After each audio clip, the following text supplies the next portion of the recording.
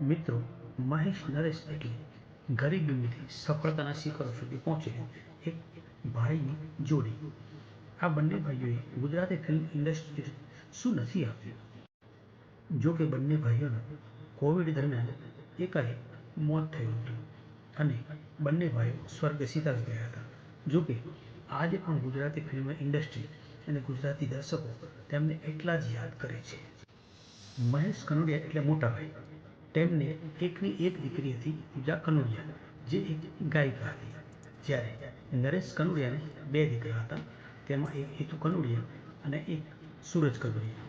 સૂરજ કનોડિયા સંગીત ક્ષેત્રે આગળ વધ્યા, જ્યારે હિતુ કનોડિયા ફિલ્મ ઇન્ડસ્ટ્રી અને રાજકારણમાં આગળ વધ્યા. મિત્રો, મહેશ કનોડિયાની દીકરી પૂજા કનોડિયાએ ગુજરાતી ફિલ્મ ઇન્ડસ્ટ્રીમાં હજુ તો પદાર્પણ જ કર્યું હતું અને ગુજરાતી ગીતો તેમણે ગાવાનું ચાલુ કરાવ્યું. જો કે ખાસ કરીને એમણે નરેશ કનોડિયાની અનેક ફિલ્મોમાં પોતાનો અવાજ આપ્યો હતો. પરંતુ પૂજા કનોડિયા એકાએક બીમાર થયા અને તેમને કમળું થઈ ગયું. કમળામાંથી એમને કમળી થઈ ગઈ અને તેમનું અચાનક અવસાન થઈ ગયું.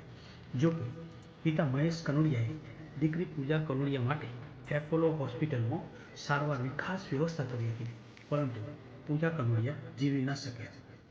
પૂજા કનોડિયાનું તારીખ 23 જાન્યુઆરી 2015ના રોજ દુઃખદ અવસાન થયું હતું.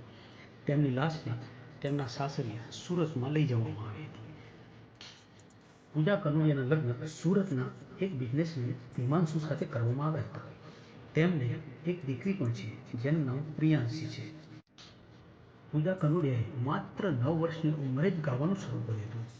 તેમણે અનેક ગુજરાતી ફિલ્મોમાં પોતાનો સ્વર આપ્યો હતો. તેમણે ગાયેલા ગીતો આજે પણ એટલા જ લોકપ્રિય છે.